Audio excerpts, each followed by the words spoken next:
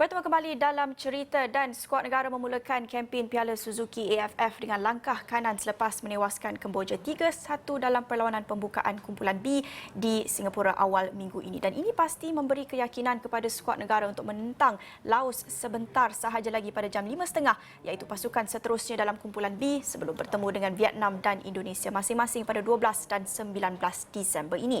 Dan ini juga ketika skuad negara berdepan dengan sedikit cabaran apabila Harimau Melaya hanya mendapat membawa 24 pemain daripada keseluruhan 30 kuota yang diperuntukkan dan juga memburukkan sedikit keadaan dua daripada mereka iaitu Khairul Azhan Khalid dan Faisal Halim terpaksa dikuarantin selama 10 hari selepas didapati positif COVID-19 dan kesebelasan utama skuad negara juga baru saja diumumkan. Ini yang saya dapatkan daripada Twitter Football Association of Malaysia dengan 3 perubahan yang kita dapat saksikan: Luqman Hakim, Arif Aiman dan Mukhairi Ajmal. Jadi apa jangkaan untuk perlawanan hari ini dan juga kita nak melihat seterusnya menentang Vietnam dan Indonesia selepas ini. Sudah bersama dengan saya ketika ini dari Astro Arena Zulhilmi Zainal Azam. Zul, kita melihat ada beberapa perubahan dalam kesebelasan utama. Kita lihat ada Luqman Hakim dan Arif Aiman manakala Di Paula pula di bangku simpanan. Apa yang boleh Zul kongsikan tentang start list kita dengan melihat beberapa perubahan ini? Hai Naila, first kali memang kita agak sedikit terkejut apabila jurulatih negara Tan Shen Ho melakukan rombakan pada ketika pasukan negara berjaya menang. Kebiasaannya apabila pasukan menang, setiap jurulatih akan kekalkan the best team ataupun the winning team untuk perlawanan berikutnya. Tetapi pada pertemuan menentang Laos sekejap saja lagi, kita dapat lihat 3 pertukaran seperti yang Naila katakan. Yang paling mungkin akan mendatangkan kegembiraan kepada netizen penyokong Malaysia bila Di Paula tidak bermain pada petang ini. Sebaliknya Luqman Hakim, pemain yang menjadi harapan kepada peminat bersepak negara. Jadi keseluruhannya saya masih bersikap positif dan percaya perubahan ini adalah mungkin strategi dan juga percaturan taktikal daripada Cheng Ho untuk memastikan tiga mata seterusnya dapat dikutip skuad negara dalam kumpulan B kempen kali ini. Ini apa yang dikongsikan Zul sendiri di Twitter sebentar sahaja tadi. Tidak kelihatan Akhil Rashid dan Quentin Cheng yang difahamkan mengalami masalah kesihatan. Apa yang kita tahu setakat ini, Zul? Okey, tak rasmi ya. Ini menurut sumber saya, sos yang saya dapat secara tak langsung memberitahu salah seorang pemain mengalami masalah kesihatan dipercayai positif COVID-19. Beliau, pemain tersebut, saya enggan mendedahkan identiti. Salah seorang pemain itu ada melakukan conversation dengan salah seorang individu dan akui mengalami masalah berkenaan. Dan jika benar ini berlaku, memang satu tamparan kepada skuad Harimau Melaya memandangkan mereka membariskan 24 pemain instead of 30 seperti yang dilakukan oleh pasukan-pasukan lain. Jadi bermakna dua dah tidak bersama pasukan negara iaitu Khairul Azhan dan juga Faisal Halim, dan jika betul Akyar dan juga Quentin Chen tidak dapat beraksi akibat masalah kesihatan yang dimaksudkan itu, maksudnya dua pemain ini juga akan diketepikan dalam tempoh beberapa hari, mungkin kuarantin selama 10 hari. Jadi satu cabaran sukar buat skuad Harimau Melaya selepas ini. Seperti Azul katakan, pasti ramai yang memberi tumpuan kepada start list ini dan tumpuan khusus pastinya kepada melihat kepada Di Paula yang tidak kelihatan dalam kesebelasan utama ini. Dan kalau kita lihat selepas perlawanan menentang Kemboja sebelum ini, ramai yang memberi tumpuan, ramai yang membincangkannya terutamanya dalam kalangan netizen, dan pastinya kalau kita nak lihat perbincangan armchair experts di rumah ini, ramai yang mempertikaikan prestasinya. Tapi kalau pandangan Zul pula bagaimana? Saya masih bersikap ataupun macam mana saya cakap, masih menaruh harapan kepada Di Paula untuk melakukan sesuatu kepada negara. Sudah banyak kali peluang diberikan tetapi masih gagal untuk menjelmakan satu aksi yang baik.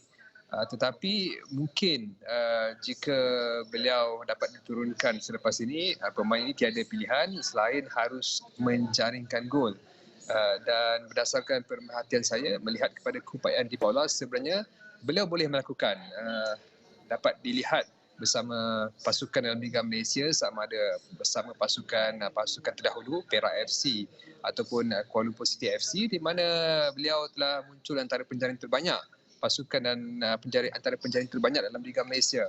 Mungkin harinya akan tiba, tidak untuk perlawanan petang ini, mungkin perlawanan berikutnya, terutama kita mengharapkan sumbangan dapat dilakukan pertemuan penting ujian ketir menentang Vietnam maupun Indonesia, yang saya kira dua peranan ini akan menjadi penentuan skuad Harimau Melaya ke pusingan separuh akhir. Jangkaan Zul prestasi skuad negara atau peluang skuad negara berdepan dengan Laos hari ini, kita nak lihat berdasarkan dengan prestasi melawan dengan Kemboja sebelum ini dan juga strategi yang mungkin sedikit berbeza dan tidak dijangkakan hari ini dengan kesebelasan utama yang berbeza. Jangkaan Zul bagaimana? Okey Naila, prestasi skuad kebangsaan sebenarnya berada di landasan terbaik. Tidak dijangka pasukan negara boleh menjaringkan 3 gol bertemu pasukan Kemboja berdasarkan persiapan yang singkat sambil dibarisi pemain-pemain yang biasa. Bukan pemain-pemain regular, Tan Chin Ho, Matthew Davis, Corbin Ong, Farizal Malias yang tiada dalam pasukan kali ini, tetapi mampu mencipta kemenangan selesa. Dan prestasi itu mungkin dapat dibawa ditambah dengan formasi dan juga pendekatan yang berlainan, sudah pasti mampu untuk menghasilkan satu keputusan positif. Tetapi ia bergantung kepada bagaimana pemain melaksanakan tugas masing-masing di atas padang nanti. Bagaimana pula dengan perlawanan selepas ini? Kita jangka menentang Vietnam dan Indonesia pula. Apa jangkaan Zul? Apa strategi yang pula patut diketengahkan selepas ini? Okey, saya jangkakan pasukan negara akan berdepan tugas sukar ataupun keciciran mata bertemu Vietnam, tetapi dalam bola sepak apapun boleh berlaku, tiada yang mustahil. Ini berdasarkan reputasi dan juga prestasi pasukan Vietnam yang tidak boleh disangkal lagi, berada di ranking 100 bawah dunia. Jadi ramalan saya cabaran sukar berdepan Vietnam, tetapi ada peluang bertemu Indonesia. Walaupun Indonesia diberi nafas baru, kombinasi yang berbeza kali ini, kerana kita dengan Indonesia ini adalah pasukan ataupun dianggap sebagai musuh tradisi, dan sudah pasti maruah yang akan dipertaruhkan untuk pertemuan itu nanti.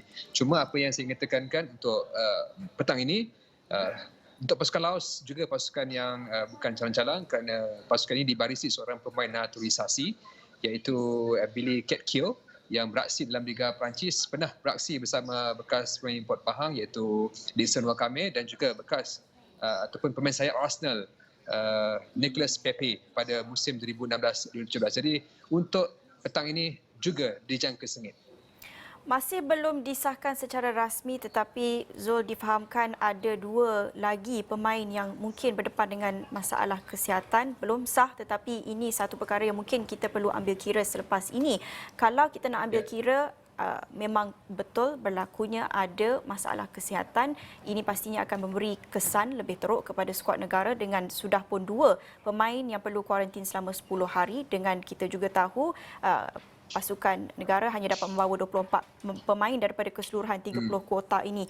Bagaimana untuk mengambil kira kesemua cabaran ini, kalau nak bergerak ke hadapan semakin ramai yang tidak ada dan juga kekangan 24 pemain sahaja, jangkaan Zul di sini mungkin kita perlu bergantung kepada strategi yang dimainkan oleh jurulatih, tetapi cabaran-cabaran ini Zul masih optimis atau bagaimana?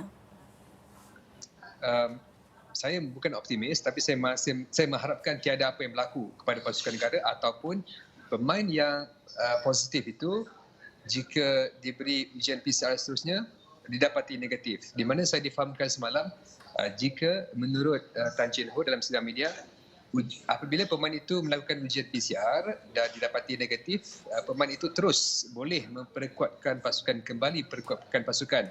Seperti mana yang kita fahamkan sebelum ini, pemain itu perlu kuarantin 10 hari sebelum menjalani ujian PCR baru boleh kembali perkuat pasukan. Tapi maklumat yang diberikan Cheho pula berlainan, di mana apabila pemain itu positif tetapi menjalani ujian PCR pada setiap hari, dan jika itu negatif, pemain terbabit boleh kembali perkuatkan pasukan. Tetapi kalau jangkaan saya memang sukarlah, memang mencabarlah, dan susah bagi Cheng Ho untuk berdepan dengan mana-mana pasukan, terutama Vietnam dan juga Indonesia. Apatah lagi belum kita tahu pemain yang akan dilekat kad kuning dan juga pemain yang akan mengalami kecederaan selepas ini. Jadi keseluruhannya satu cabaran sukar, tetapi saya mengharapkan tiada malang yang menimpa pasukan negara untuk perlawanan bertemu Laos diikuti perlawanan berikutnya, sama ada pergantungan pemain ataupun kecederaan. Baik, terima kasih Zul, dan kita dapat saksikan juga game pun dah nak start. Anda boleh terus saja ikuti perlawanan secara langsung di Astro Arena. Terima kasih sekali lagi kepada Zulhelmi untuk perkongsian itu, jangkaan untuk perlawanan menentang Laos hari ini. Itu saja perkongsian untuk cerita jam ini bersama saya Nala Huda. Kita jumpa lagi. Salam hormat.